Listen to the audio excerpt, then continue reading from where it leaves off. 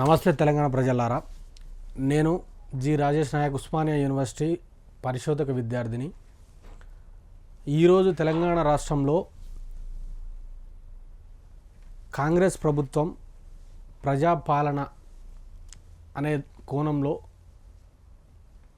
గత 6 నెలల నుంచి కాంగ్రెస్ ప్రభుత్వం ఏర్పడిన 6 నెలల తర్వాత ఎటువంటి అభివృద్ధి కార్యక్రమాలు కానీ, ఎటువంటి సంక్షేమ పథకాలు కానీ, ఏ విధంగా ప్రజలకు మంచి చేయాలనే ఉద్దేశం కానీ, ఏ విధంగా వీళ్ళు ఇచ్చిన హామీలు ఏంటి, వీళ్ళు ఇప్పుడు ప్రస్తుతం చేస్తున్నది ఏంటి అనే దాని మీద మీతోటి నేను ఒక 10 నిమిషాలు మాట్లాడాలనే ఉద్దేశంతో టీవీ ముందుకు వచ్చాను. గత ప్రభుత్వం కేసీఆర్ గారి ప్రభుత్వంలో జరిగిన అక్రమాలు కానీ, అవినీతుల మీద దుష్ప్రచారం చేస్తూ ఈరోజు కాంగ్రెస్ 6 గ్యారంటీలు 420 హామీలు తీసుకొచ్చి ఒక అబద్ధపు ప్రచారాన్ని, ఒక గోబెల్ ప్రచారాన్ని క్రియేట్ చేసి జనాలలో అబద్ధపు మేడల మీద వీళ్ళు ప్రభుత్వాన్ని ఏర్పాటు చేయడం జరిగింది. వీళ్ళు ఇచ్చిన హామీలను ఒక్కసారి మనము మొదటి నుంచి చూసుకుంటే, కాంగ్రెస్ ప్రభుత్వం యొక్క వీళ్ళు ఇచ్చిన గ్యారంటీలు 6 గ్యారంటీల పేరు మీద ఒక కార్డు రిలీజ్ చేయడం జరిగింది. వీళ్ళది యొక్క మేనిఫెస్టో ఇది. మహాలక్ష్మి పేరు మీద మహిళలకు ప్రతి నెల 2,500 రూపాయలు ఇస్తామన్నారు. కానీ ఇప్పటి వరకు 6 నెలలు గడుస్తున్నా కూడా ఏ ఒక్కరికి 2,500 రూపాయలు ఇచ్చిన దాఖలాలు లేవు. కనీసము వాళ్ళకు ₹1 వాళ్ళ అకౌంట్లో పడ్డ దాఖలాలు లేవు.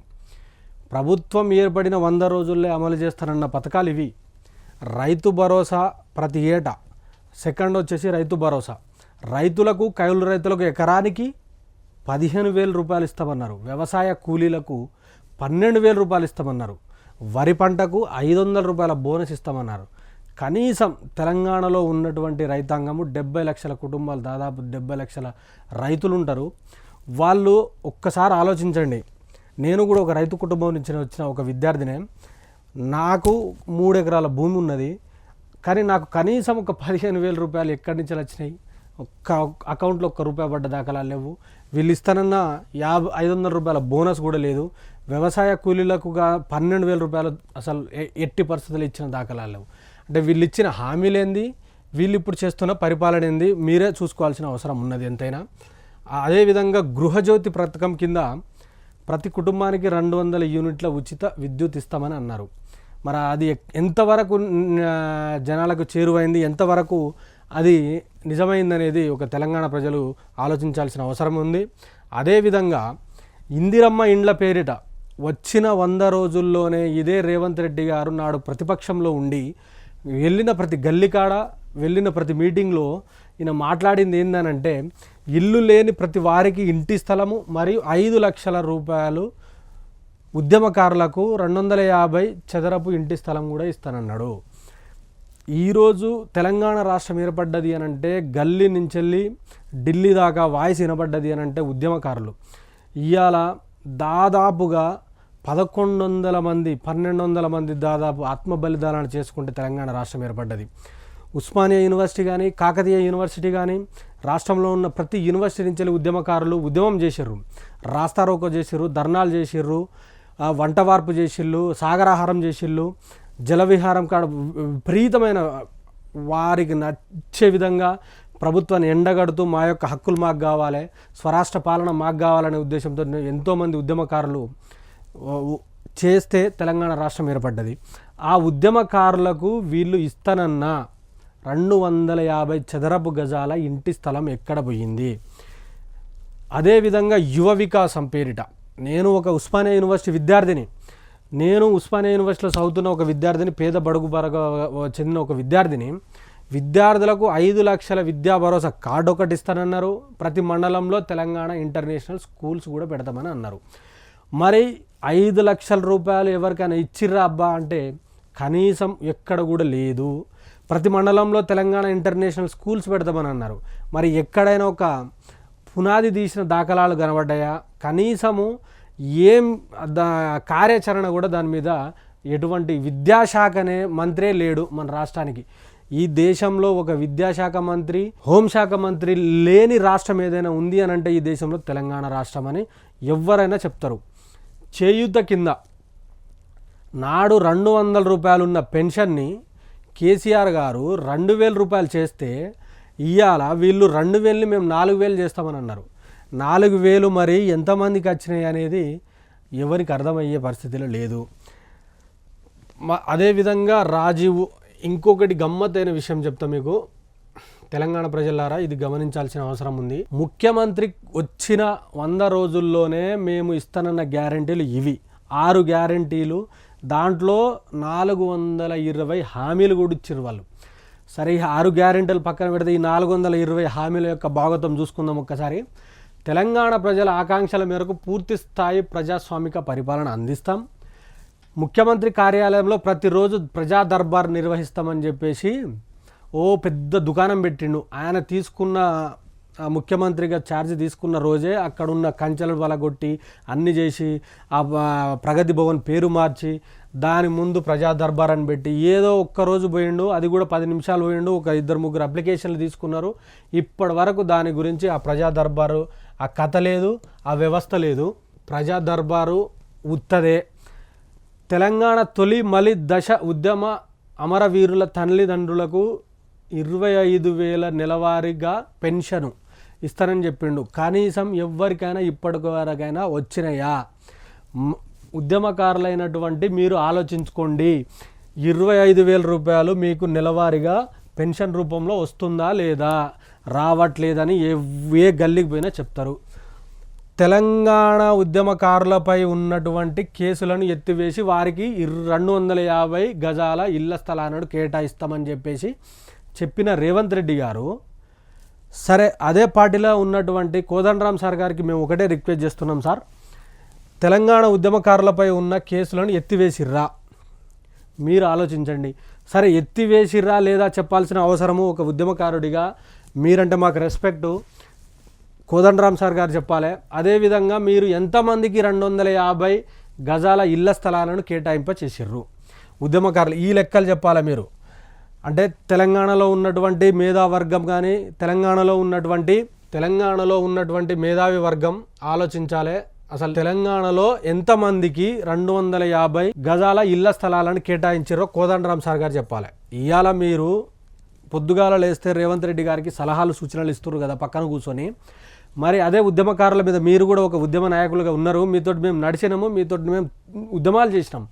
ఉద్యమకారుల మీద ఉన్న కేసులను ఎత్తివేసే ప్రయత్నం మీరు చేసిర్రా? అసలు మాట్లాడిర్రా లేదా?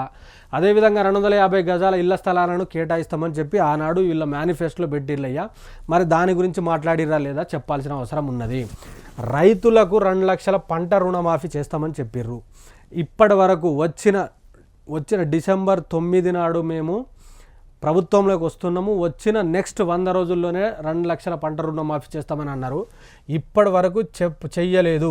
తెల్లారే పోయి తీసుకోండి, నేను వచ్చిన నెక్స్ట్ డేనే ఈ రుణమాఫీ చేస్తానికి ఇవాళ ఉన్న ముఖ్యమంత్రి రేవంత్ రెడ్డి గారు చెప్పారు. దానికి మరి కోదండరాం సార్ గారు దీని మీద మాట్లాడిర్రా లేదా అనేది మరి మీరు కూడా చెప్పాల్సిన అవసరం ఉన్నది.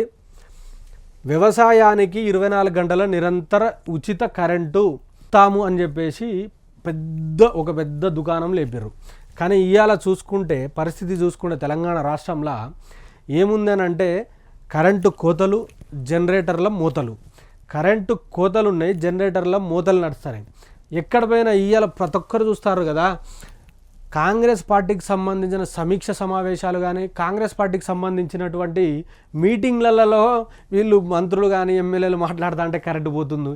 ఇక దాని గురించి అసలు ఏం చెప్పాలో అర్థం కాని పరిస్థితి తెలంగాణలో. మళ్ళీ అదేవిధంగా నేను ఒక విద్యార్థిగా, ఒక తెలంగాణ ఉద్యమకారుడిగా, ఒక విద్యార్థి నాయకుడిగా నేను ఈ రాష్ట్ర ప్రభుత్వాన్ని అడగదలుచుకున్న ఏంది అని అంటే, విద్యాశాఖ మంత్రి ఇప్పటి వరకు ఏర్పడ్డ 6 నెలల వరకు కూడా విద్యాశాఖ మంత్రిని ఎందుకు నియమించలేకపోతుంది ఈ ప్రభుత్వం అనంటే, వీళ్లకు విద్య మీద చిత్తశుద్ధి లేదు. అసలు విద్యని మొత్తం నిర్వీర్యం చేయాలనే ఉద్దేశంతో ఇవాళ రేవంత్ రెడ్డి గారి ప్రభుత్వం నడుస్తుందనేది మనకు బాజాప్తగా మనకు కనబడతా ఉన్నది. మెగా డిఎస్సిని మెగా డిఎస్సిని ప్రకటిస్తూ ఖాళీగా ఉన్న ఉపాధ్యాయ పోస్టులను 6 నెలల్లోనే భర్తీ చేస్తామని చెప్పారు. అయ్యా రేవంత్ రెడ్డి గారు, మీకు ఉస్మానియా యూనివర్సిటీలో కానీ తెలంగాణ రాష్ట్రంలో ఉన్నటువంటి నిరుద్యోగుల పక్షాన మేము ఒకటే రిక్వెస్ట్ చేస్తున్నాం. మా ఉస్మానియా యూనివర్సిటీలో ఉన్నటువంటి లైబ్రరీలలో వేలాది మంది విద్యార్థులు పొద్దున్న నుంచి సాయంత్రం వరకు చదువుకునే విద్యార్థులు వేలాది మంది పడిగాపులు కాస్తున్నారు. మీరు డిఎస్సి పోస్టులు మెగా డిఎస్సి ఎప్పుడు వేస్తారు, దాంట్లో 50,000 పోస్టులు వేస్తామని చెప్పేసి అన్నారు కదా, మరి ఎప్పుడు వేస్తారు అని చెప్పేసి వాళ్ళు వెయిట్ చేస్తూ ఉన్నారు. దయచేసి మీరు దాని మీద ఒక కార్యాచరణ తీసుకోవాల్సిన అవసరం ఉందని మేము అప్పీల్ చేస్తూ ఉన్నాము. అదేవిధంగా ప్రతి విద్యార్థినులకు ఫ్రీ ఇంటర్నెట్ మరియు వైఫై సౌకర్యం కల్పిస్తామని చెప్పారు. మరి ఎక్కడైతే ఇది లేవు, మరి ఎటు పోయినా మనము 100-200 రూపాయలు పెట్టి ఇంటర్నెట్ రీఛార్జ్ చేసుకోవాలి తప్ప ఈ వైఫై కనెక్షన్ లేదు. ఆ వ్యవస్థ అనేది ఇప్పటివరకు కార్యరూపంలో లేదు. వీళ్ళు ఇచ్చిన పేపర్ మీద తప్ప, వీళ్ళు ఇచ్చిన మేనిఫెస్టో ఒక బూటకు మేనిఫెస్టో మీద ఉన్నది తప్ప జనాల ఆచరణలో మాత్రం ఏ ఒక్కటి కూడా కనబడతలేదు. విద్యారంగానికి బడ్జెట్లో ప్రస్తుత వాటా 6% నుంచి 15% వరకు పెంచుతామని చెప్పారు. మీరు ఎంత పర్సెంట్ పెంచాలనేది చెప్పాలి. ఇప్పుడు మొన్నటికి మొన్న మీరు ప్రవేశపెట్టిన బడ్జెట్లో విద్యా వ్యవస్థకి, విద్యారంగానికి మీరు ఎంత బడ్జెట్ ప్రవేశపెట్టిల్లో, కనీసం గత ప్రభుత్వం ప్రవేశపెట్టినంత బడ్జెట్ కూడా మీరు ప్రవేశపెట్టని పరిస్థితిలో ఇవాళ కాంగ్రెస్ ప్రభుత్వం ఉన్నది అంటే అర్థమవుతుంది. మీ పాలన ఎంత రకంగా ఉన్నది అనేది అర్థమవుతా ఉంది. అదేవిధంగా అన్ని ప్రభుత్వ పాఠశాలలో పనిచేసే మధ్యాహ్న భోజన కార్మికులకు నెలవారీ వేతనాన్ని 10,000కు పెంచుతామని అన్నారు. ఎక్కడైనా ఉన్న వాళ్ళకే జీతాలు ఇవ్వలేని పరిస్థితిలో ఇవాళ ఈ రాష్ట్ర ప్రభుత్వం ఉంటే 10,000 రూపాయలు పెంచుతామని చెప్పేసి హామీలు ఇచ్చారు. వాళ్ళు కూడా మీ యొక్క హామీలు నెరవేరుతాయని చెప్పేసి వెయిట్ చేస్తూ ఉన్నారయ్యా. దయచేసి దీని గురించి కూడా ఆలోచించండి. అదేవిధంగా మూతబడిన దాదాపు 6,000 పాఠశాలను తిరిగి మెరుగైన సదుపాయాలతో పునఃప్రారంభిస్తామని చెప్పేసి ఒక అబద్ధపు హామీని మీరు ఇక్కడ జనాల ముందుకు తీసుకొచ్చే ప్రయత్నం చేశారు. మరి ఎన్ని మూతబడ్డ ప్రభుత్వ పాఠశాలను మీరు తెరిపించారు అనేది మీరు చెప్పాల్సిన అవసరం ఉన్నది. ఇక్కడ గమ్మత్తమైన ఒక ఇంటర్నేషనల్ వైడ్లో ఉన్నటువంటి అబద్ధమైన ఒక హామీని ఇక్కడ మన ముందుకు పెట్టిల్లు వీళ్ళు. ఇది జూమ్ చేసి చూపెట్టాల్సిన అవసరం ఉన్నది తెలంగాణ రాష్ట్ర ప్రజలకి.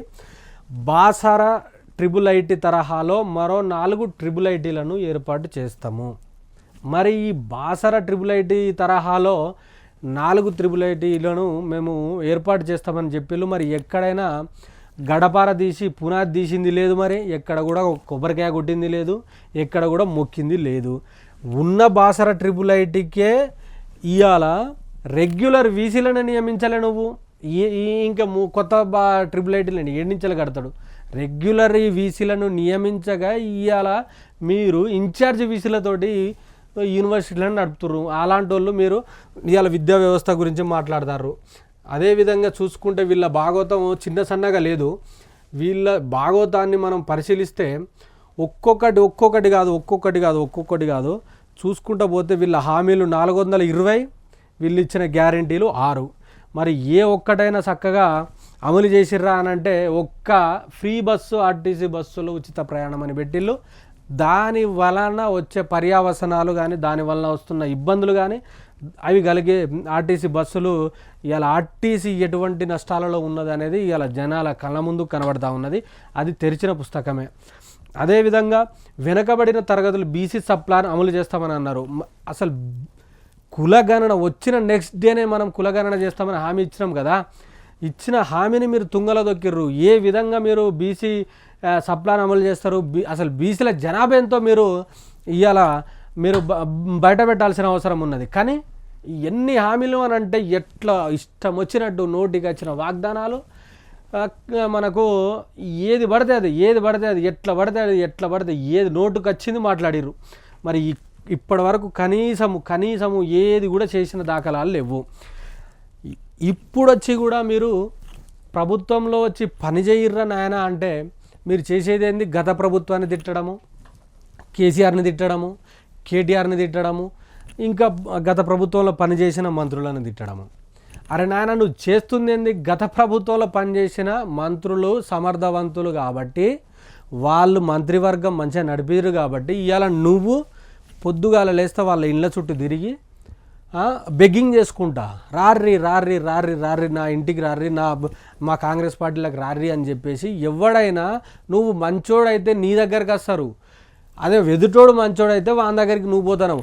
ఇవాళ నువ్వు పొయ్యేదానికి రీజన్ ఏంది అని అంటే నువ్వు నా పార్టీలకు రా అని బతలాడుకుంటున్నావు అని అంటే నీ పరిస్థితి ఎంతవరకు దిగజారి. నువ్వు మంచిగా పరిపాలన చేస్తే నీ దాంట్లోకి వస్తారు కదా అయ్యా. నువ్వు మంచిగా పరిపాలన చెయ్యకపోవడమే ఇవాళ నువ్వు వచ్చేసి పోచారం శ్రీనివాసరెడ్డి కానీ ఆ పట్నం మహేందర్ రెడ్డి కానీ మొన్నటికి మొన్న నిలబెట్టింది ఎంపీలల్లో సగానికి సగం బీఆర్ఎస్ పార్టీ నుంచి తీసుకున్న ఎంపీలే వాళ్ళు. అంటే నువ్వు నీ పాలన యొక్క రెఫరెండం అన్నావు, మేము మా 100 రోజుల పాలన రెఫరెండం తోటి మేము పార్లమెంట్ ఎన్నికలలో పోతున్నాం బాబు అనుకుంటా పెద్ద దుకాణము తొడలు కొట్టినావు కదా స్టేజీల మీద. మరి చేసింది ఏంది నువ్వు రేవంత్ రెడ్డి గారు? ఏది లేదు, ఉత్త దుకాణం పెట్టి ఇవాళ జనాలను మొత్తం డైవర్ట్ పాలిటిక్స్ చేస్తున్నావు.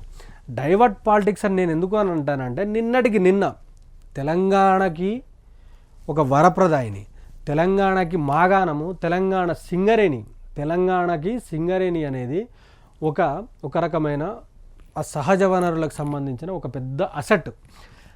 ఆ సింగరేణికి సంబంధించిన బొగ్గుగలను నిన్న వాళ్ళ ఆక్షన్కి వేలానికి పెడుతుంటే నువ్వేం చేసినావు? దానికి సంబంధించిన ఆ రోజు ఏమో మేము ప్రైవేటీకరణకు మేము సింగరేణిని ఎట్టి పరిస్థితిలో కూడా మేము ప్రైవేట్ కానీయమని చెప్పేసి మీరు ఎన్నికలలో హామీ ఇచ్చి ఇవాళ గద్దెనెక్కి ఇవాళనేమో నిన్నటికి నిన్న వాళ్ళు కేంద్ర ప్రభుత్వం వాళ్ళ యాక్షన్కి పిలిస్తే నువ్వు మన గౌరవ ఉప ముఖ్యమంత్రి బట్టి విక్రమార్క గారిని మన గవర్నమెంట్ నుంచి ఒక రిప్రజెంటేటివ్గా పంపితీవి అనంటే నీ స్టాండ్ ఏంటిది? ఇవాళ ఈ కేంద్ర ప్రభుత్వం చేస్తున్న ప్రైవేటైజేషన్కి నువ్వు ఎంకరేజ్ చేస్తున్నట్టే కదా, బాజాప్తగా 10,000% నువ్వు ఎంకరేజ్ చేస్తున్నట్టే. ఎట్లా చెప్తున్నామనంటే మరి నీ స్టాండ్ ఏంటో చెప్పాలే. ఇవాళ నువ్వు ప్రైవేటైజేషన్ జరుగుతుంది, ఇక్కడ సింగరేణి ప్రైవేటైజేషన్ జరుగుతుంది, దాని మీద రేవంత్ రెడ్డి గారి స్టాండ్ ఏందో చెప్పాలి. ఒక ఉస్మానియా యూనివర్సిటీ విద్యార్థిగా సగటు తెలంగాణ రాష్ట్ర పౌరునిగా నేను అడుగుతున్నా, నీ స్టాండ్ ఏంటిది? నువ్వు చేస్తుందేంది? నువ్వు ఇచ్చిన హామీలేంది? నువ్వు చేస్తుందేంది? ప్రైవేటీకరణాన్ని నువ్వు ఆపుతానన్నావు. ఇవాళ ప్రైవేట్ దానికి వ్యవస్థ మొత్తము యాక్షన్కి పెడితే నీకు సంబంధించిన మంత్రివర్గంలో ఉప ముఖ్యమంత్రిని పంపినావు అని అంటే నీకు ఎలాంటి ఈ ప్రాంతం మీద నీకు ఎట్లా సోయి ఉన్నది, ఎంత మేరకు ప్రేమ ఉన్నది అనేది అర్థమవుతా ఉంది. ముఖ్యమంత్రి గారు మీరు దయచేసి మీరు ఆలోచించాలి. ఆ యాక్షన్ ఆడ వేలం జరుగుతా అంటే అది డైవర్ట్ కావాలి అని అంటే ఇంకో డైవర్స్ పాలిటిక్స్ చేయాలి. అందులో భాగమే నిన్నటికి నిన్న పోచారం శ్రీనివాసరెడ్డి గారిని వీళ్ళు జాయిన్ చేసుకురయ్యా అనంటే డిస్కషన్ మొత్తం డైవర్ట్ కావాలి. వీళ్ళు చేస్తుంది ఏంది? మొత్తం డైవర్ట్ పాలిటిక్స్ అంటే డిస్కషను సింగరేణి నుంచి వెళ్ళి మళ్ళాలి అని అంటే ఇక్కడ ఒక రకమైన సమస్యని క్రియేట్ చేయాలి. అందులో భాగంగానే పొద్దుగాలనే లేచి పోచారం శ్రీనివాసరెడ్డి గారి ఇంటికి వెళ్ళి అక్కడికి పోయి ఆయనను కండువ కప్పి మీరు చేస్తున్న తతంగము ఇవాళ తెలంగాణ రాష్ట్రం అంతా చూస్తుంది.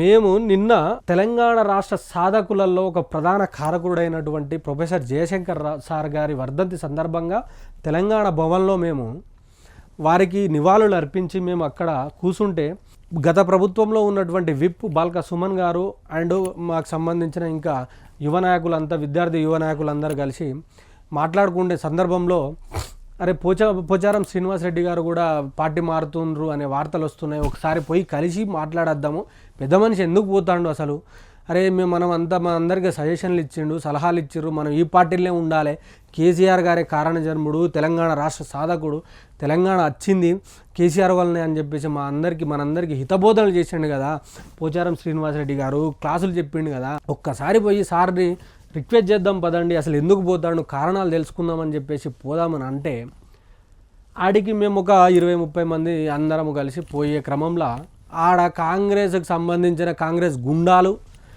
ఈ పోలీసులు ప్రేక్షక పాత్ర. ఆ కాంగ్రెస్ గుండాలు మా మీద ఎదురుదాడి చేసి విచక్షణారహితంగా వాళ్ళు విచక్షణ కోల్పోయి మా మీదకి ఎదురుదాడి చేయడము, అసలు ఎట్లా నిస్సిగ్గైన పాలన జరుగుతుంది ఇక్కడ తెలంగాణ రాష్ట్రంలో. ప్రజాపాలన తీసుకొస్తామని చెప్పేసి ఇవాళ రాక్షస పాలన నడుస్తుంది ఈ తెలంగాణ రాష్ట్రంలో. బరాబర్ రాక్షస పాలన నడుస్తుంది. మేము ప్రశ్నిస్తే కేసులు పెట్టి జైలుకు పంపుతా అనడం ఇది ఎంతవరకు సమంజసం అండి? ఇది ఎంతవరకు తెలంగాణ సమాజం ఇప్పుడు సిగ్గుతో తలవంచుకోవాల్సిన అవసరం ఉన్నది. అరే కేసీఆర్ గారు తప్పులు చేసిర్రు అని చెప్పి నువ్వు అసత్య ప్రచారాలు చేస్తే ఇవాళ నిన్ను తీసుకొచ్చి కుర్చీలో కూర్చోబెడితే నువ్వు చేస్తుంది ఏంది రేవంత్ రెడ్డి గారు? చేస్తుంది ఏంది?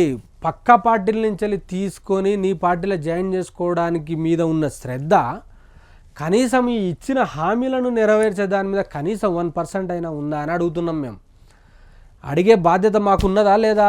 10,000% ఉన్నది. ఎందుకు అని అంటే నువ్వు ఒక మా తెలంగాణ రాష్ట్రానికి రిప్రజెంటేటివ్, తెలంగాణ రాష్ట్ర ముఖ్యమంత్రివి కదా. అలాంటప్పుడు నిన్ను అడుగుతాం, బాజాబ్తాగా నిలదీస్తాం. నువ్వు చేస్తున్న తప్పులేందు, నువ్వు చేయాల్సిన పనులేందు కూడా మిమ్మల్ని అడుగుతాం. పొద్దున్న లేస్తే కేసీఆర్ని తిట్టాలి, కేసీఆర్ని బదనాం చేయాలి. మేడిగడ్డ అన్నారు, దాని తర్వాత అదేదో వేరే అన్నారు, ఫోన్ ట్యాపింగ్ అన్నారు, దాని తర్వాత ఇంకేదో ఇప్పుడు ఈ జంప్ జిలానీలు అన్నారు, అసలు పార్టీ ఉండదని అన్నారు. అన్ని రకాలుగా ఎట్లా చేయాలనేది కేసీఆర్ గారిని చేసిర్రు. సరే నువ్వు కేసీఆర్ చేసిన దాంట్లో ఒక్కటి మంచి పని చేసినావా? నీకు చూపిస్తా, కేసీఆర్ గారు చేసిన పనులు చూపిస్తా నేను. ఇప్పుడు తెలంగాణ రాష్ట్ర ప్రజలు చూడాల్సినది, తెలంగాణ రాష్ట్ర ప్రజలకు తెలియాల్సింది ఇందులో ఉంది లెక్క. బిఫోర్ 2014 2014కు ముందు రేవంత్ రెడ్డి గారు ఒక్కసారి ఇది లెక్కలు చూడు. 2014కి ముందు తెలంగాణ రాష్ట్రంలో వ్యవసాయానికి పెట్టుబడి జీరో, ఏమీ ఇయ్యలేదు. అప్పుడు నువ్వు ఇప్పుడున్న కాంగ్రెస్ పార్టీ గవర్నమెంట్లో ఉండే, ఏమిచ్చింది? 0. అదే కేసీఆర్ గారు 2014 తర్వాత వచ్చిన తర్వాత ప్రతి ఎకరాకి 10,000 రూపాయలు పెట్టుబడి సహాయం ఇచ్చిండు. నువ్వు తెచ్చిన మార్పు అది కాదు, ఇది మార్పు. అంటే ఇది మార్పు అంటే 2014కు ముందు వ్యవసాయానికి పెట్టుబడి జీరో ఇచ్చిరయ్యా. ఒక్క రూపాయి కూడా ఇయ్యలే. కేసీఆర్ గారు 10,000 రూపాయలు ఎకరానికి ఇచ్చిండు. ఇది మార్పు అంటే. దివ్యాంగులకు పెన్షన్ అప్పుడు నీ ప్రభుత్వం, నీ కాంగ్రెస్ ప్రభుత్వంలో 500 రూపాయలు ఉండే, దాన్ని 4,016 రూపాయలు చేసిండు. ఇది మార్పు. 200 రూపాయలు ఆసరా పింఛన్ అప్పుడు 200 రూపాయలు, 70 రూపాయలను 200 రూపాయలు చేసింది నీ కాంగ్రెస్. ఇప్పుడు దాన్ని కేసీఆర్ గారు ప్రభుత్వంలో వచ్చిన తర్వాత 2,000 రూపాయలు చేసిండు. ఇది మార్పు కాదా? నువ్వన్న మార్పు కాదు, నువ్వు చెప్పేది మార్పు అసలే కాదు. అది ఉత్త డొల్ల మార్పు. 2014 ముందు 74 మెగావాట్ల విద్యుత్, సోలార్ స్థాపిత విద్యుత్ ఉంటే 2014 తర్వాత కేసీఆర్ గారి హయాంలో 4,695 మెగావాట్ల సోలార్ విద్యుత్ స్థాపితం సామర్థ్యం గల విద్యుత్ని ఇప్పుడు కేసీఆర్ గారు నిర్మించిండు. అది మార్పు అంటే. నాడు కాంగ్రెస్ ప్రభుత్వంలో ఉండే 2014 కంటే ముందు 6 గంటలు మాత్రమే వ్యవసాయ కరెంట్ ఉండేది. రేవంత్ రెడ్డి గారు చూడండి, 6 గంటలే వ్యవసాయ కరెంట్ ఉండే. కేసీఆర్ గారు వచ్చిన తర్వాత 24 గంటల వ్యవసాయానికి కరెంట్ అందించిండు. ఇది నిజము, సత్యము. నువ్వు కూడా ఒప్పుకున్నావు, అసెంబ్లీ సాక్షిగా చెప్పినావు. ఏమని? నాడు నువ్వు తెలుగుదేశం పార్టీలో ఉన్నప్పుడు, ఒక ఎమ్మెల్యేగా ఉన్నప్పుడు, మా నాన్న జరిగిపోతే మేము కరెంటు లేక లైన్మెన్కు ఫోన్ చేస్తే ఆ లైన్మెన్ అనేటోడు అప్పుడు కరెంట్ రిలీజ్ చేస్తే మేము సావు నుంచి వెళ్ళి మేము స్నానాలు చేసుకొని వచ్చినామని చెప్పినాము. అలాంటి పరిస్థితి నుంచి వెళ్ళి 24 గంటలు నిరంతరమైన నాణ్యమైన కరెంట్ని ఇచ్చింది కేసీఆర్ గారా కాదా? ఇది తెలంగాణ ప్రజలకు తెలుసు, నీ అంతరాత్మకు కూడా తెలుసు. అదేవిధంగా స్థానిక సంస్థల్లో మహిళలకు రిజర్వేషన్లు ఏమైనా ఇచ్చినావా? ఇవాళ నువ్వు మహిళల మీద పేరు చెప్పుకొని ప్రభుత్వాన్ని స్థాపితం చేసినావు. కానీ అప్పుడు రిజర్వేషన్లు జీరో. ఇప్పుడు రిజర్వేషన్లు కేసీఆర్ గారు వచ్చిన తర్వాత స్థానిక సంస్థల ఎన్నికల్లో రిజర్వేషన్లు మహిళలకు 50% చేసిండు. ఇది అందరికీ తెలిసిన విషయమే. అదేవిధంగా నాడు బిఫోర్ తెలంగాణ రాష్ట్రం అడవుల యొక్క శాతం 14.72 ఉంటే కేసీఆర్ గారు వచ్చిన తర్వాత ఆఫ్టర్ 2014 అడవుల పర్సెంటేజ్ 24.70. ఇది సత్యమా కాదా? ఇవన్నీ లెక్కలు నేను తీసుకొచ్చింది, ఇవి లెక్కలు, డాటా. మీరు ఎక్కడ గూగుల్లో కొట్టుకున్నా ఇదే లెక్క వస్తుంది. నీకు సంబంధించిన పిఆర్ఓలను అడిగినా ఇదే లెక్క వస్తుంది. నీ పక్కన భజన చేసేటువంటి మీడియాని అడిగినా కూడా ఇదే లెక్క వస్తుంది. పొద్దుగాలు లేస్తే ఓహో రేవంత్, ఆహో రేవంత్, ఓహో రేవంత్ అని భజన కొడతారు చూడు, ఆ మీడియాకి చెప్పినా కూడా ఏ లెక్కలు వస్తాయి. అదేవిధంగా నాడు 2014 ముందు నాడు వ్యవసాయం యొక్క పంటల సాగు విస్తీర్ణం ఎంతుండేనయ్యానంటే 131 లక్షల ఎకరాలు మాత్రమే. అదే కేసీఆర్ గారు వచ్చిన తర్వాత సాగు విస్తీర్ణము దాన్ని డబల్ చేసాడు. ఇవాళ 220 లక్షల ఎకరాలకు సాగు పంట విస్తీర్ణ సాగు అనేది పెరిగింది. రైస్ బౌల్ ఆఫ్ ఇండియాగా తయారు చేసిండు. పంజాబ్ను తలదన్నే విధంగా రైస్ బౌల్ ఆఫ్ ఇండియాగా తయారు చేసిండు కేసీఆర్ గారు. ప్రతి ఎకరాకి నీళ్ళు అందించే ప్రయత్నం చేసిండు అయ్యా కేసీఆర్. నువ్వు ఇవాళ ఏం చేస్తున్నావు? కనీసం నీళ్లు కాదు కదా, కరెంట్ ఇచ్చే దాఖలాలు లేవు. ఇవాళ ఖాళీ కుండలతోటి ధర్నాలు చేస్తున్నారు. హైదరాబాద్ లాంటి నగరాలలో, ప్రపంచ ప్రతిష్టగాంచిన హైదరాబాద్ లాంటి నగరాల్లో ఇవాళ ధర్నాలు చేస్తున్నారు నీళ్ళ కోసం. అది ఎవరు తీసుకొచ్చిన మార్పు అయ్యా అంటే ఖచ్చితంగా కాంగ్రెస్ తీసుకొచ్చిన మార్పు. ఇది కరువు కాదు, ఇది కాంగ్రెస్ తీసుకొచ్చిన కరువు. అదేవిధంగా నాడు 2014 కంటే ముందు గ్రామ పంచాయతీలు మన రాష్ట్రంలో ఎంతుండేనంటే 7,855 మాత్రమే. కానీ ఇప్పుడు 12,769 గ్రామ పంచాయతీలు చేశాడు కేసీఆర్. 459 మండలాలను 612 మండలాలు చేసిండు. అనంటే పాలనను వికేంద్రీకరణ చేసిండు. అంటే ఒక దగ్గర నుంచి 20 కిలోమీటర్లు పోయి ఒక్క రోజంతా దినం వేస్ట్ చేసుకునే బదులు కొంత పాలన అనేది దగ్గర చేయడం వలన పొద్దుగా లేస్తాడు రైతు అన్న కానీ ఎవరైనా ఒక సామాజిక ఒక సగటు పౌరుడు లేచి ఆయన పని ఒక గంటలో పూర్తి చేసుకొచ్చి మళ్ళీ ఆయన ఇంటికాడ వారి పొలం పనులు చేసుకునే విధంగా పాలన వికేంద్రీకరణ చేసిండు. అది గొప్పతనం అన్నట్టు, అది మార్పు. 68 ఉన్న మున్సిపాలిటీలను 142 మున్సిపాలిటీలు చేసిండు కేసీఆర్. అదిరా బై మార్పు అంటే, అది మార్పు. అది మొగతనం అంటే గది. నాడు తలసరి ఆదాయం బిఫోర్ తెలంగాణ తలసరి ఆదాయం 2014 కంటే ముందు తలసరి ఆదాయము తెలంగాణ రాష్ట్రాన్ని 1,24,104 రూపాయలు. అదే కేసీఆర్ గారు వచ్చిన తర్వాత 2014 తర్వాత 3,17,115. ఇది త్రిపుల్ చేసిండు కదా, ఇది మార్పు అండి. అదేవిధంగా ప్రభుత్వ ఆసుపత్రుల్లో నాడు ప్రసవాలు ఎన్నయ్యా అంటే 30% ప్రసవాలు, ఇప్పుడు 76% ప్రసవాలు అని అంటే నమ్మకాన్ని కలిగించిండు. ప్రభుత్వ ఆసుపత్రుల మీద కేసీఆర్ గారు నమ్మకాన్ని కలిగించిండు. ఒకప్పుడు ఆసుపత్రికి పోవాలంటే భయం, ఎలుకలు కొట్టి చంపిన రోజులు కనబడ్డాయి. ఆ రోజు ఆనాడు కనీస అవసరాలు, కనీసం ఒక పేషెంట్కి కావాల్సిన కనీసము వసతులు లేని హాస్పిటళ్ళు ఉండే, వాటిని తీర్చిదిద్ది ఇవాళ ఆరోగ్యం కానీ వైద్య విధానం కానీ ఎంత రకంగా అంటే జనాలకు చేరువ చేసిండు కదా కేసీఆర్. అదేవిధంగా తెలంగాణ రాష్ట్రంలో నాడు 2014 ముందు అంగన్వాడీ అక్క చెల్లెలు కానీ ఒక్కసారి గమనించండి, 2014 ముందు వాళ్ళ యొక్క జీతాలు 4,200.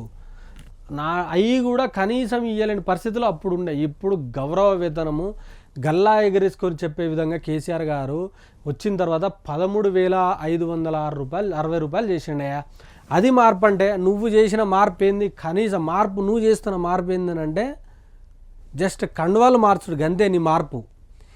ఏది లేదు, అంత ఉత్తదే అంత దుబ్బ ఏమున్నది. ప్రభుత్వ మెడికల్ కాలేజీలు ఆ రోజు నాడు ఒక్క 5 మెడికల్ కాలేజీలు తెలంగాణ రాష్ట్రం మొత్తంలో 2014 మన తెలంగాణ రాష్ట్రం ఏర్పడక ముందు ఒక్కటే 5 మెడికల్ కాలేజీలు.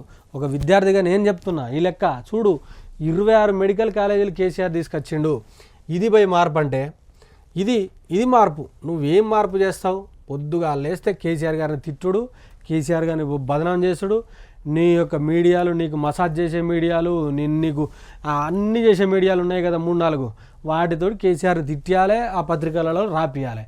కానీ పరిపాలన అయ్యా మీడియా సంస్థలకు కూడా నేను చెప్తున్నా ఒకటే, దండం పెట్టి, జర్నలిజం అని అంటే ఈ వ్యవస్థకు ఒక 4వ పిల్లర్ లాంటిది. మీరు చేయాల్సిన పని ఏంటంటే ఇప్పుడున్న గవర్నమెంట్ వాళ్ళకు కొంచెమన్నా వాళ్ళకి సజెషన్స్ ఇవ్వండి. ఇట్లా కాదు ఇట్లా చేయండి, గత ప్రభుత్వం ఇట్లా చేసింది, మనం ఇట్లా చేద్దాం అని చెప్పండి. తప్ప వాళ్ళు ఇచ్చిన లీకులను మీరు ఇలా పొద్దుగా లేస్తే రన్ చేసుడే అది కాదు. జర్నలిజం అని అంటే వ్యవస్థలో జరిగేదాని గురించి మాట్లాడాలి, వ్యవస్థలో ప్రభుత్వాలు ఏం చేస్తున్నాయి వాటి గురించి మాట్లాడాలి, వాటిని ప్రశ్నించాలి మీరు.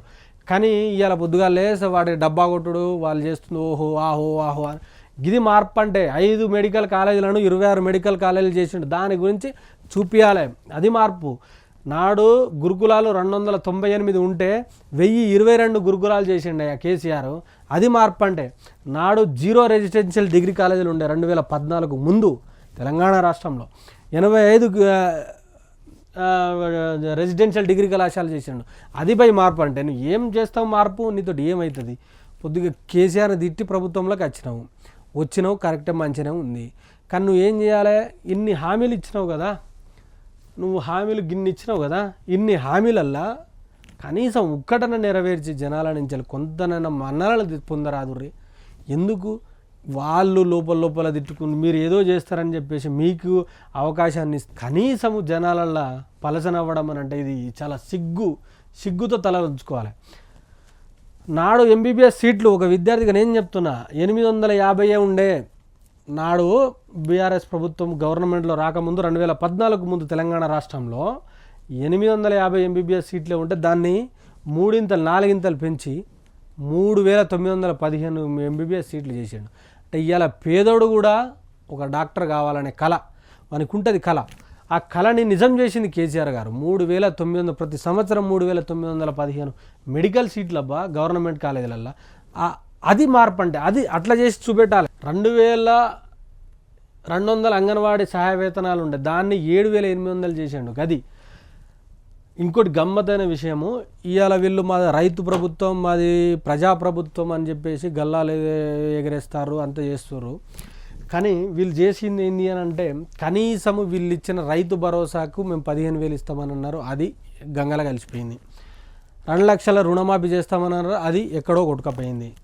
అదేవిధంగా 24 గంటల కరెంటు, రైతుకు కావాల్సిన 24 గంటల కరెంటు అది లేదు. అదేవిధంగా మేడిగడ్డ కూలిపోయిందని చెప్పేసి కాళేశ్వరంలో నీళ్లు ఎత్తుడు మానేసి ఇక్కడున్న ఎల్లంపల్లి ఇవన్నీ మిగతా సంబంధించిన డ్యామ్లలో నీళ్లు నింపకపోవడం, రంగనాయక సాగర్ నింపకపోవడం వల్ల, చెర్లలో నీళ్లు నింపకపోవడం వల్ల రైతులు ఇలా హరిగోసపడుతున్నారు. అదే కేసీఆర్ ఏం చేసిండు, పెద్ద తెలంగాణ వరప్రదాయిని అనేటువంటి వరల్డ్లో biggest largest lift irrigation project అనేటువంటి కాళేశ్వరాన్ని కట్టి అట్లా ఊకోలే, అక్కడ నీళ్లను లిఫ్ట్ చేసి ప్రతి ఊరికి తెలంగాణ రాష్ట్రంలో ఉన్నటువంటి ప్రతి చెరువులను నింపడం వల్ల దాని కింద పారకమైనటువంటి పొలాలు పారడం వల్ల ధాన్యము ఎంత ఉత్పత్తి అయింది అని అంటే తెలంగాణలో 272 లక్షల టన్నులు 272 లక్షల టన్నుల ధాన్యము ఉత్పత్తి అయింది. అదే అప్పుడు జస్ట్ ఒక 68 లక్షల టన్నులే 2014 ముందు 68 లక్షల టన్నులు 68 లక్షల టన్నులు మాత్రమే అప్పుడు ధాన్యం ఉత్పత్తి అయింది. ఇప్పుడు 272 లక్షల ధాన్యం ఉత్పత్తి చేశారు. తెలంగాణలో రైతును రాజు చేసిండు కేసీఆర్, దండగన్న వ్యవసాయాన్ని పండగ చేసిండు కేసీఆర్. రైతు ఇవాళ గల్లా ఎగరేసుకొని తెల్ల బట్టలు ఐరన్ చేసిన ఈ బట్టలతోటి బాజాబ్తగా నేను రైతుగాని గర్వంగా చెప్పుకునే స్థాయికి కేసీఆర్ తీసుకొస్తే ఇవాళ ఇదే రేవంత్ ప్రభుత్వం కానీ ఈ కాంగ్రెస్ ప్రభుత్వం చేస్తున్న దుస్థితి ఏంది మన కళ్ళ ముందు కనబడుతుంది కదా. 24 గంటల కరెంటు ఫట్ ఇస్తానన్న రైతు భరోసా 15,000 ఫట్టు, అదే కేసీఆర్ ఇచ్చే 10,000 ఇస్తున్నా అనంటే అది కూడా లేదు. అదేవిధంగా వీళ్ళు రైతు రుణమాఫీ 2 లక్షలు చేస్తా అన్నాడు కదా, అది చేస్తాడా అని చూసిర్రు, అది కూడా లేదు. అదే రైతు బీమా కింద ఎవరైనా రైతు చచ్చిపోతే ఇస్తారా, అది కూడా ఇచ్చే దాఖలాలు పరిస్థితుల్లో లేరు. అంటే వీళ్ళు చేస్తుంది ఏంది, పొద్దుగాల లేస్తే ప్రభుత్వం ఇచ్చినటువంటి ప్రజాధనంలో తోటి కొన్నటువంటి కార్లలో ఏసీలు వేసుకొని తిరుగుతురు, గంతే.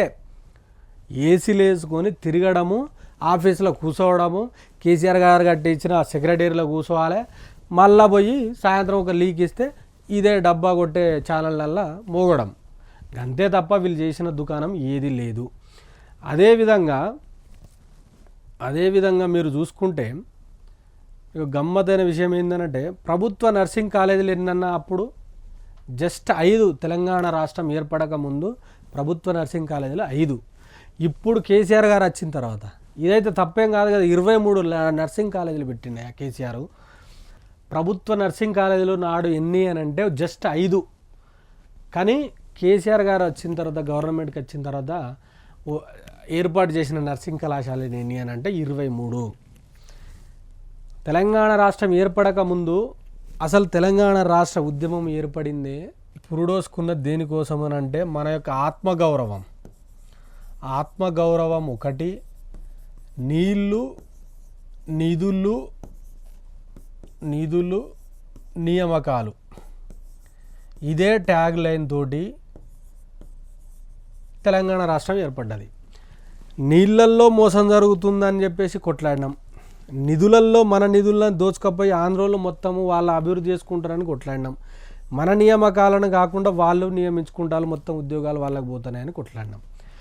అయితే ఈ నీళ్ళు ఇచ్చిండా కేసీఆర్ అని అంటే నీళ్ళు ఇస్తేనే మనకు అన్ని లక్షల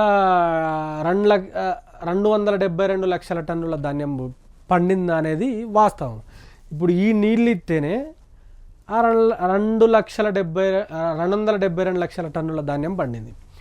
నిధులు మన నిధులు మనం ఖర్చు పెట్టుకున్నాం కాబట్టే ఇన్ని రకాల కార్యక్రమాలు కేసీఆర్ గారు చేసిండు. ప్రతి ఏది చేసినా పైసలు ఉండాల్సిందే.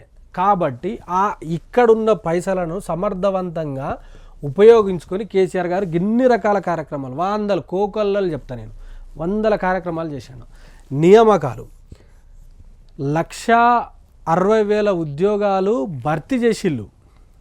1,60,000 ఉద్యోగాలు కేసీఆర్ గారి ప్రభుత్వంలో భర్తీ చేసిళ్ళు బాధాప్తగా. 30,000 ఉద్యోగాలకి ఎగ్జాములు పెట్టిళ్ళు. కొన్ని కారణాల వల్ల ఇది ఎలక్షన్ నోటిఫికేషను ఈ కోడ్ వల్ల ఆగిపోయింది. ఆ వచ్చిన 30,000 ఉద్యోగాలు కూడా వీళ్ళు ఏం చేసిర్రు అని అంటే 1,000 ఉద్యోగాలు మేము ఇచ్చినామని చెప్పేసి కాంగ్రెస్ డబ్బా కొట్టుకున్నది. వీళ్ళు ఇచ్చింది ఏంది, జస్ట్ బీఆర్ఎస్ ప్రభుత్వంలోనే ఎగ్జామ్ రాపిచ్చిళ్ళు, నోటిఫికేషన్ ఇచ్చిళ్ళు, జస్ట్ రిజల్ట్ ఆగింది. ఆ రిజల్ట్ ఇచ్చి వీళ్ళు ఏం చేసిర్రు, నియామక పత్రాలను ఇచ్చిళ్ళు. ఇస్తే ఇవాళ 30,000 ఉద్యోగాలు మేము ఇచ్చినామని చెప్పేసి డబ్బా కొట్టుకుంది కాంగ్రెస్ ప్రభుత్వం. ఇదే విషయం మీద ఇదే ఉస్మానియా యూనివర్సిటీ కానీ తెలంగాణ రాష్ట్రంలో కానీ విద్యార్థులు నిరుద్యోగులు ఏమనుకుంటున్నారు అని అంటే ఊంచుతుళ్ళు. అసలు మేము ఎవరికి ఓటేసినాము, ఏ ఆశయం కోసం ఓటేసినాము, ఏ ఆకాంక్షల కోసం ఓటేసినాం, మేము ఎందుకు ఓటేసినాం అంటే గత ప్రభుత్వం తప్పులు చేసిందని చెప్పేసి అత్యంత ప్రచారం చేసిళ్ళు, కేసీఆర్ గారిని తిట్టిళ్ళు, మేము మంచి చేస్తాం, ఓహో చేస్తాం, ఇన్ని ఉద్యోగాలు ఇస్తాం, జంబో మెగా డిఎస్సి వేస్తాం అని చెప్పేసి, అదేవిధంగా February 1కి జాబ్ క్యాలెండర్ వేస్తామని చెప్పేసి మాట్లాడితే ఇవాళ నిరుద్యోగులు వీళ్ళకు ఉద్యోగాలు ఇచ్చి ఓట్లు వేస్తే వీళ్ళు ప్రభుత్వంలోకి వచ్చిళ్ళు. నిరుద్యోగ భృతి ఇస్తా అన్నారు.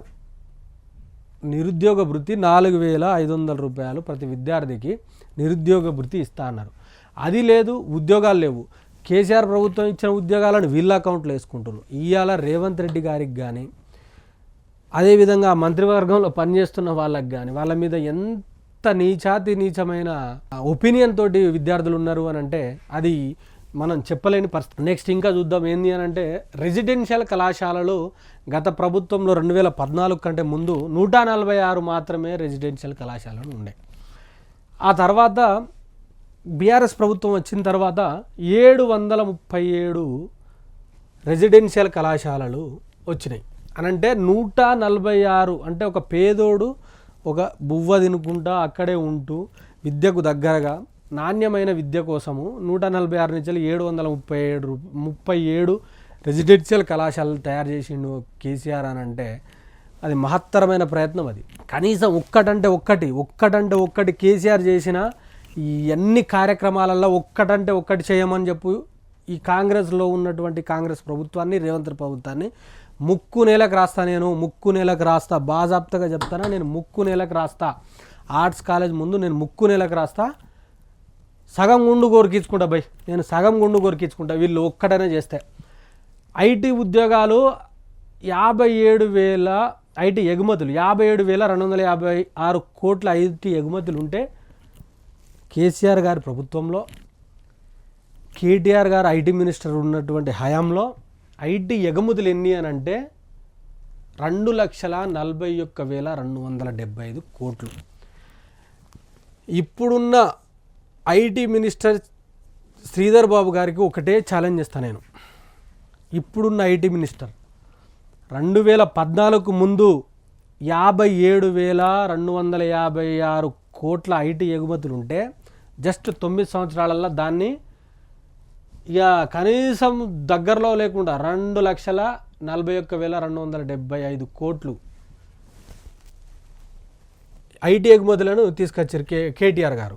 కనీసం దీంట్లో నువ్వు ఒక పావంతు చేయబోయ్, నేను నీకు పాలాభిషేకం చేస్తా, ఆర్ట్స్ కాలేజ్ ముందు పాలాభిషేకం చేస్తా. దీని గురించి మాట్లాడే సోయి లేక పొద్దుగా లేస్తే వారి పర్సనల్ అటాక్ చేసుడు, మొత్తం ఎమోషనల్గా బ్లాక్మెయిల్ చేసుడు, కేటీఆర్ గారిని తిట్టుడు, కేసీఆర్ గారిని తిట్టుడు. ఏం దుకాణం అయ్యా ఇది, అర్థం కాని లొల్లి. అరే మీకు పరిపాలన చేతగాక కేసీఆర్ని తిట్టితే ఏమొస్తుంది?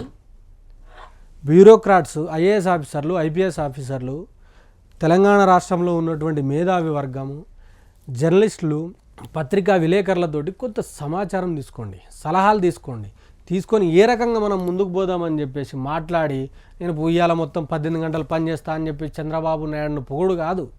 ఇవాళ నువ్వు వచ్చినాక చంద్రబాబు నాయుడును పొగుడు కాదు, ఇక్కడున్న ఐటీ కంపెనీలను రేపటి రోజున చంద్రబాబు నాయుడు అనేటోడు ఆంధ్రాకి తరలించుకోపోకుండా చూడు. ఇక్కడున్న రియల్ ఎస్టేట్ వ్యాపారులు అక్కడ పెట్టుబడులు పెట్టకుండా చూడు. ఇక్కడ పెడుతున్న ఇన్వెస్టర్లు అదే ఆంధ్రప్రదేశ్లో ఇన్వెస్ట్ చేయకుండా చూడు. అదే తెలంగాణ రాష్ట్రంలో ఉన్న భూముల ధరలు తగ్గి ఆంధ్రప్రదేశ్లో భూముల ధరలు పెరగకుండా చూడు. అది నువ్వు చేయాల్సిన పని. కానీ నీ యొక్క గురువైనటువంటి చంద్రబాబు నాయుడును పొగుడు కాదు. చంద్రబాబు నాయుడు 18 గంటలు పనిచేస్తే 24 గంటలు పనిచేస్తాడు. నీకేం సంబంధం? ఆయనతో నీకేం సంబంధం అయ్యా? నువ్వు చేసిన 2 గంటల పనైనా సక్రమంగా చెయ్యంటానం.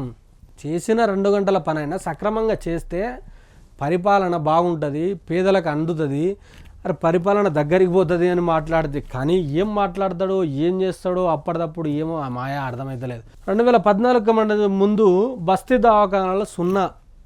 అదే బస్తీ దవాఖానాలు కేసీఆర్ గారు వచ్చిన తర్వాత 496. ఇది మార్పు. తెలంగాణ రాష్ట్రం ఏర్పడక ముందు తెలంగాణ యొక్క జీడిపి అంటే కూడా ఆయనకు తెలుసో తెలియదో కానీ ఇక మనకు తెలియదు దాని గురించి. 3,78,00,000 కోట్లు జీడిపి అప్పుడు. అదే కేసీఆర్ గారు వచ్చిన తర్వాత తెలంగాణ యొక్క జీడిపి ఎంత పెరిగింది అని అంటే 4-5 రేట్లు 13 లక్షలకు పెరిగింది. 13 లక్షల కోట్లకు పెరిగింది జీడిపి. అది నెక్స్ట్ ఐటీ ఉద్యోగాలు. ఇవాళ తెలంగాణలో ఉన్నటువంటి హైదరాబాద్ను చూస్తే చైనాకు సంబంధించిన కంపెనీలు కానీ ఇతరతర కంపెనీలు కానీ కళ్ళలుగా వచ్చి ఇక్కడ ఐటీ కంపెనీలు పెట్టినాయి. మీకు గమ్మత్తైన విషయాలు నిమ్మలంగా చూపిస్తా నేను. ఒక్కటే నిమిషం. ఐటీ ఉద్యోగాలు నాడు 3,23,396 ఉద్యోగాలు మాత్రమే తెలంగాణ రాష్ట్రం రాకముందు మన దగ్గర ఐటీ ఉద్యోగస్తులు ఉంటే, కేసీఆర్ గారు అదేవిధంగా కేటీఆర్ గారు వచ్చిన తర్వాత ముఖ్యమంత్రిగా కేసీఆర్ గారు, మంత్రిగా కేటీఆర్ గారు వచ్చిన తర్వాత 9,05,715 ఉద్యోగాలు ఐటీ ఉద్యోగాలు తయారు చేసిళ్ళు. అంటే ఇది తెలంగాణ రాష్ట్రం ఏర్పడిన తర్వాత ఈ కాంగ్రెస్ ప్రభుత్వం రాకముందు లెక్కలయ్యి. ఆ తర్వాత వచ్చిన వాటి గురించి నేను చెప్పట్లేదు ఇంకా. అదేవిధంగా రైతు బీమా నాడు 0. ఒక రైతు చచ్చిపోతే కనీసము ఎవరు పట్టించుకునే దాఖలాలు లేకుండే అప్పుడు. అంటే ఒక రైతు పేరు మీద ఒక గుంట భూమి ఉన్నా కూడా చచ్చిపోతే, అకాల మరణం చెందితే వారికి రైతు బీమా కింద 5 లక్షల రూపాయలు. ప్రపంచంలో ఎక్కడ లేదు. దీని గురించి ఐక్యరాజ్య సమితిలో చర్చ జరిగింది. దీని గురించి ఐక్యరాజ్య సమితిలో మాట్లాడిరయ్యా. అది గొప్పతనం. అంటే తెలంగాణ రాష్ట్రాన్ని ఎల్లలు దాటి ప్రపంచం ఐక్యరాజ్య సమితిలో మాట్లాడేటట్టు చేసింది కేసీఆర్ గారు. నువ్వేం మాట్లాడతావు? అదేవిధంగా 2 లక్షల రూపాయల ఆరోగ్యశ్రీని 5 లక్షలు చేసిండు. షాదీ ముబారక్ కళ్యాణ లక్ష్మి కింద 0 ఉంటే, కళ్యాణ లక్ష్మి షాదీ ముబారక్ కింద 0 ఉంటే 116 రూపాయలు కేసీఆర్ గారు ఇస్తారు. వీళ్ళు చేసింది ఏంది? అంత కథ చేసిందంతా దుకాణం ఉత్తదే. ఉత్త దుకాణం పెట్టిళ్ళు. కేసీఆర్ గారిని తిడుతుర్రు. ఇప్పుడు చెప్పురు తెలంగాణ రాష్ట్ర ప్రజల్లారా, మీకు ఒకటే రిక్వెస్ట్ చేస్తున్నా, కేసీఆర్ గారు చేసిన పథకాలు చూడండి, కేసీఆర్ గారు చూసిన అభివృద్ధి చూడండి, కేసీఆర్ గారు చేసిన అభివృద్ధి చూడండి. ఇది కేసీఆర్ గారు చేసిన అభివృద్ధి, ఇదంతా కేసీఆర్ గారు చేసిన అభివృద్ధి. దీంట్లో ఏ ఒక్కటైనా కనీసము రాంగ్ అని నిరూపిస్తే నేను చదువుతున్న పిహెచ్డీని విడిచిపెట్టుకుంటా, అదే నేను చదువుతున్న ఆర్ట్స్ కాలేజ్ ముందు ముక్కు నేలకు రాస్తా. అదే రేవంత్ రెడ్డి గారు గిన్ని కాంగ్రెస్ పార్టీ గిన్ని హామీలు ఇచ్చింది కదా, 6 గ్యారంటీలు 420 హామీలు ఇచ్చింది. దీంట్లో ఎన్ని వీళ్ళు నెరవేర్చింది అనేది చెప్పాలి. 5 నెరవేర్చినాం అని మాట్లాడుతుర్రు. కనీసము ఇదొక్కటి ఆర్టీసీ బస్సులో ఉచిత ప్రయాణం తప్ప వీళ్ళు చేసింది ఏమైనా ఉన్నదా అంటే ఏమీ లేదు. కేసీఆర్ గారు ఆడ ల్యాండ్ క్రూజర్లు కొన్నాడు, ఈడ ల్యాండ్ క్రూజర్లు కొన్నాడు అని చెప్పి మాట్లాడారు. మరి ఇవాళ దేంట్లో తిరుగుతురు వీళ్ళంతా? ఈ మంత్రులు మొన్నడు కూడా కొత్తగా ఏదో ల్యాండ్ క్రూజర్లు కొన్నారని చెప్పారు. అని అంటే అది కేసీఆర్ గారు చేస్తేనేమో ప్రజాధనం వృధా, వీళ్ళు చేస్తేనేమో ఆదాన. అది కరెక్ట్ కాదు. రేవంత్ రెడ్డి గారు మీరు ప్రభుత్వంలో ఉండి మాట్లాడిసిన అది కాదు. నేను కేటీఆర్ గారి గురించి వీళ్ళు ఇలా అసత్యమైన ప్రచారాలు చేస్తారు కదా, నేను ఒకటే చెప్పదలుచుకున్నా. కేటీఆర్ గారి గురించి మీకు నీతి ఆయోగ్ అనేది సంస్థ, అది కేంద్ర ప్రభుత్వ సంస్థ. అదే నీతి ఆయోగ్ ఏమని పొగిడింది మన రాష్ట్రాన్ని అని అంటే, భారతదేశంలో నేడు తలెత్తుకొని సగర్వంగా నిలిచి గెలిచిన రాష్ట్రం ఏదైనా ఉన్నది అని అంటే అది తెలంగాణ రాష్ట్రం అని చెప్పేసి చెప్పింది. ఈ విధంగా పని చేస్తేనే కదా, నిబద్ధతతోటి నిజాయితీతోటి పని చేస్తేనే కదా ఇలాంటి ప్రశంసలు వచ్చేది. మీరు ఏం చేసేళ్ళు ఏది లేదు, ఉత్త కథలు, ఇలాంటి ప్రశంసలు. నాడు భారతదేశం మొత్తంలో ఇదే నీతి ఆయోగ్ కానీ కేంద్ర సంస్థలు అయినటువంటి జాతీయ సంస్థలు అయినటువంటి అవార్డులు 21 ఇస్తే తెలంగాణ రాష్ట్రానికి 19 అవార్డులు వచ్చినాయి. 19 అవార్డులు వచ్చినాయి. దీనికి కారకులు ఎవరు, ఎందుకు వచ్చినాయి? ఈ లెక్కలు మీరు తీసుకోండి, మీ యొక్క సీఎంఓ దగ్గర ఉంటాయి కదా. అదేవిధంగా సెంట్రల్ మినిస్టర్ హర్దీప్ సింగ్ అతను సెంట్రల్ మినిస్టర్.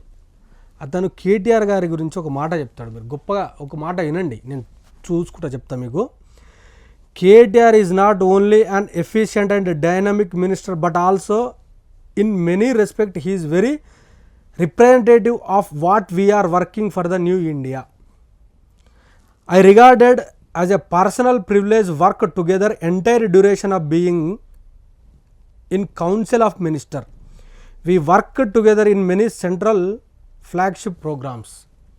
ఇంత గొప్పగా కేటీఆర్ గారి గురించి ఒక కేంద్ర మంత్రి, అది కూడా మనకు సంబంధం లేనోళ్ళు, బీజేపీ ప్రభుత్వంలో పనిచేస్తున్న మంత్రులు ఇలా గొప్పగా పొగిడిర్రు అని అంటే కేటీఆర్ గారు ఎంత నిబద్ధతోటి పనిచేస్తుర్రు అనేది అర్థమైంది. కానీ ఇవాళ పొద్దుగా లేస్తే కేటీఆర్ గారిని పర్సనల్గా అటాక్ చేయడము, మాట్లాడడము. అదేవిధంగా మనోజ్ సిన్హా మాజీ కేంద్ర కమ్యూనికేషన్ ఆయన మాట్లాడిన మాటలు మీకు చెప్తా. ఐటీ రంగంలో కేటీఆర్ గారు తీసుకొచ్చిన వినూత్న ప్రయత్నాలు, ఇంటింటికి ఇంటర్నెట్, స్మార్ట్ ఎనర్జీ సొల్యూషన్, ఈ హెల్త్, ఈ ఎడ్యుకేషన్ లాంటి దేశానికి ఆదర్శము. వీటి మీద కేటీఆర్ గారి కృషి చాలా గొప్పది అని అంటే, కేటీఆర్ గారు ఏం చేసినా దూరదృష్టితోటి, ముందు చూపుతోటి ఈ తెలంగాణ రాష్ట్రాన్ని ఏం పనికి వస్తుంది, తెలంగాణ రాష్ట్రం ఏ విధంగా బాగుపడుతుంది, తెలంగాణ రాష్ట్రం దేశంలో ముందు వరుసలో ఏ విధంగా ఉండాలనే దూరదృష్టితోటి కనీసము రోజుకు 12 నువ్వు అన్న 18 గంటలు కాకపోయినా ఆయన పని చేసే గంట సేపు అయినా తెలంగాణ రాష్ట్రం గురించి ఆలోచించండు. నువ్వేం చేస్తావు? వాళ్ళని పొగడాలి, వీళ్ళని పొగడాలి, వాళ్ళని తీసుకొచ్చి ఈడబెట్టాలి, వీళ్ళని తీసుకొచ్చి ఆడబెట్టాలి. ఏం చేస్తున్నావో నాకు అర్థమైతలేదు. అదేవిధంగా గజేంద్ర సింగ్ షెకావత్ కేంద్ర మంత్రి, నాడు బీజేపీ పార్టీలో కేంద్ర మంత్రి, ఆయన కూడా చెప్పిన మాటలు మీకు చెప్తా. తెలంగాణ రాష్ట్రంలో మా బీజేపీ పార్టీ అధికారంలో లేదు, కానీ అక్కడి టీఆర్ఎస్ అంటే నాడు టీఆర్ఎస్ నేడు బీఆర్ఎస్ ప్రభుత్వం తీసుకున్న మిషన్ భగీరథ పథకం ద్వారా పేద మహిళామణులు త్రాగునీటి కోసము బయటకు వెళ్ళవలసిన అవసరం లేదు. ఇలాంటి వైవిధ్యమైన పథకాలు తీసుకొచ్చిన కేసీఆర్ ప్రభుత్వాన్ని హృదయపూర్వకంగా అభినందిస్తున్నానని చెప్పేసి పార్లమెంట్ సాక్షిగా యావత్ దేశం 130 కోట్ల జనాలు చూస్తాంగా మాట్లాడిన మాటలు అయ్యి ఈ రికార్డులని చాలా తొలగిస్తారా మీరు? కేసీఆర్ గారి ఆనవాళ్ళు లేకుండా చేస్తాము, కేసీఆర్ గారిని నామరూపాలు లేకుండా చేస్తామని మాట్లాడుతున్నారు కదా, ఇవన్నీ తీయగలుగుతారా? ఇవన్నీ అబద్ధాలా? ఇవి లెక్కలు, ఇవి నిజాలు. అదేవిధంగా మొన్నటికి మొన్న జరిగిపోయినటువంటి మన జర్నలిజం దిగ్గజము రామోజీరావు గారు చెప్పిన మాటలు మీకు చెప్తా. అరుదైన నాయకత్వం కేటీఆర్ గారి గురించి చెప్పిన మాటలు అవి. ఇవాళ కేటీఆర్ని అనవసరమైన పలచన చేసి మాటలు మాట్లాడుతున్నారు కదా మీరు.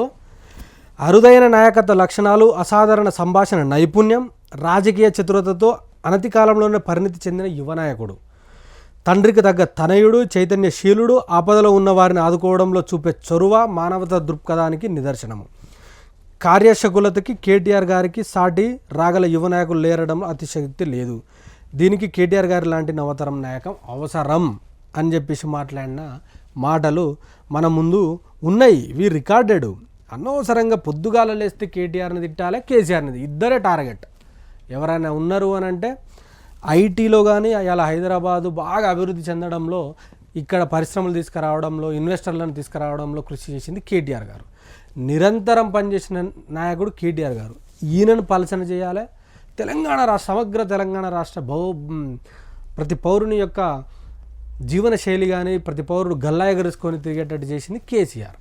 రైతు పచ్చగుండాలి, రైతును రాజు చేయాలనే ఉద్దేశంతో ప్రతి ఒక్కడు ఆర్థికంగా ఎదగాలని చెప్పేసి చేసింది కేసీఆర్ గారు. వీళ్ళిద్దరిని టార్గెట్ చేయాలనే ఉద్దేశంతో ఇవాళ రేవంత్ రెడ్డి గారి యొక్క ప్రభుత్వం పనిచేస్తుందని చెప్పాలి. ఇంకా సత్య నాదెల్లా CEO ఆఫ్ మైక్రోసాఫ్ట్ గారు కేటీఆర్ గారి గురించి చెప్పిన మాటలు రెండు మీ ముందుకు చెప్తాను. I am overwhelmed with joy to join in T hub in Hyderabad. When I was roaming here, T hub means tea corner to Tank Bund. But nowadays, T-Hub is well known as over the world just because of the KTR, IT Minister's initiative towards Telangana development అని ఇంత గొప్పనైన మాటలు చెప్పారు. వాళ్ళేదో పైసలు ఇస్తే చెప్పిన వాళ్ళు కాదు. ఇవాళ నువ్వు పైసలు ఇస్తే మీడియా భజన చేస్తుంది. కానీ కేటీఆర్ గారి గురించి అంత గొప్పగా చెప్పిల్లంటే గుండెల నుంచి వచ్చిన మాటలు అవి, పైసలు ఇస్తే వచ్చే మాటలు కావు. Jeff Bezos CEO of Amazon, ఒక Amazon CEO, world best company Amazon CEO చెప్పిన మాటలు మీ ముందు పెడతా. KTR is not only a minister but also a brand ambassador for Telangana. Round the clocks he thinks about Telangana development. He never give up just because of his 4 years continuous efforts. Now we can see Amazon in Telangana. 4 సంవత్సరాలు నిరంతరాయంగా round the clock 24 గంటలు 4 సంవత్సరాలు ఇవాళ Amazon ఇంత పెద్ద company మన తెలంగాణలో హైదరాబాద్లో ఇన్వెస్ట్ చేయడానికి కారణం ఏంది అని అంటే కేటీఆర్ గారి కృషి వలన అని చెప్పేసి ఆయన పొగిడిన మాటలు. ఇంకా ఇట్లా చెప్పుకుంటూ పోతే చాలామంది, Ratan Tata, the Tata group of chairman, ఈయన చెప్పిన మాటలు. T hub is the state's new industrial policy, one of the best I have ever heard anywhere. ప్రపంచంలోనే ఎక్కడ కూడా నేను చూడలే అని చెప్పేసి ఇంత గొప్పగా చెప్పిన మాటలు. CP Gurnani CEO tech Mahindra, ఈయన చెప్పిన మాటలు ఏంది? KTR is a true gentleman, he knows where the succeed and where to compromise. KTR గారి ఇంత మంచి మాటలు, ఒక ప్రపంచ దిగ్గజాలు కేటీఆర్ గారి గురించి ఇంత మంచి మాటలు మాట్లాడుతా అంటే ఇవాళ ఇక్కడ ఏం తెలివి లేనోళ్ళు, కనీసం అవగాహన లేనోళ్ళు, పాలన అంటే తెలియనోళ్ళు, అసలు సమాజం అంటే తెలియనోళ్ళు ఇవాళ మాట్లాడుతున్న మాటలు చూస్తే నాకు దేంతో నవ్వాలో అర్థం కాని పరిస్థితి. ఇంకా శశి థరూర్ గారు ఇప్పుడు నీ కాంగ్రెస్ పార్టీలో ఉన్నాడు. నీ కాంగ్రెస్ పార్టీలో ఉన్నటువంటి శశి థరూర్ గారు, మాజీ మంత్రి శశి థరూర్ గారు చెప్పిన మాట మీకు చెప్తున్నా. కేటీఆర్ గారి గురించి చెప్పింది. I am impressed by KTR, his terms hugely impressive presentation on IT policy. It's an example for the rest of the country. We can all gain from a forward-looking IT policy as well as foreign policy. We need to look beyond political divides. ఇది నువ్వు పనిచేస్తున్న కాంగ్రెస్ పార్టీలో ఉన్నటువంటి శశి థరూర్ గారు, మాజీ మంత్రి, కేంద్ర మంత్రి శశి థరూర్ గారు చెప్పిన మాట. ఇవన్నీ అబద్ధాలు అయితాయా? రేవంత్ రెడ్డి గారు పొద్దుగాల లేస్తే కేసీఆర్ గారిని, కేటీఆర్ గారిని బదనాం చేసాడు. బందేసి వాళ్ళ మీద పెట్టే దృష్టిని పరిపాలన మీద కేసీఆర్ గారి మీద కేటీఆర్ గారి మీద పెడుతున్న కాన్సన్ట్రేషను కొద్దో గొప్ప పరిపాలన మీద పెట్టు, కొన్ని బతుకులు బాగుపడతాయి. ఆటో వాళ్ళు బాగుపడతారు, రైతులు బాగుపడతారు, యువకులు బాధపడతారు, నిరుద్యోగులు బాగుపడతారు. వాళ్ళ బాధ, వాళ్ళ ఆక్రోషణ, వాళ్ళ ఆక్రందన చాలా వర్ణనాతీతంగా ఉన్నది. దయచేసి చెప్తున్న, పొద్దుగా లేస్తే కేటీఆర్ గారిని కానీ కేసీఆర్ గారిని కానీ తిట్టకుండా, వాళ్ళు చేసిన తప్పులు ఏమైనా ఉంటే నువ్వు అవి చేయకుండా అభివృద్ధిని ముందుకు తీసుకెళ్ళు. తెలంగాణ రాష్ట్రాన్ని వాళ్ళు చేసిన దానికంటే గొప్పగా చేయడానికి ప్రయత్నం చెయ్యి. కానీ ఎటువంటి పరిస్థితిలో కానీ ఇప్పుడు వాళ్ళు చెయ్యలేదనే మైండ్ జనాలకు రావడం వల్లనే కదా వాళ్ళని దించేసి నిన్నెక్కిచ్చింది. మళ్ళీ నువ్వు వాళ్ళు చేయలే జనాలు యాక్సెప్ట్ చేసే నీకు ఇస్తే నువ్వేందే మళ్ళీ కొత్తగా చెప్పేది? అది చెయ్యకుండా పరిపాలన మీద దృష్టి పెట్టు. మాలాంటి యువతకు ఆదర్శంగా ఉండు. తెలంగాణ రాష్ట్రాన్ని ఒక ఆదర్శ రాష్ట్రంగా తయారు చేయి. తెలంగాణ రాష్ట్రాన్ని దేశంలో ఒక ఉన్నతమైన స్థానానికి తీసుకెళ్లే ప్రయత్నం చేయి. ఆ దిశగా నువ్వు పనిచేయాలి తప్ప వేరే విధంగా పనిచేయవద్దని చెప్పేసి మేము తెలంగాణ రాష్ట్ర సగటు ఒక విద్యార్థి నాయకుడిగా నేను ఉస్మానియా యూనివర్సిటీ నుంచి నీకు అప్పీల్ చేస్తున్నా. థ్యాంక్ యూ, ధన్యవాదాలు.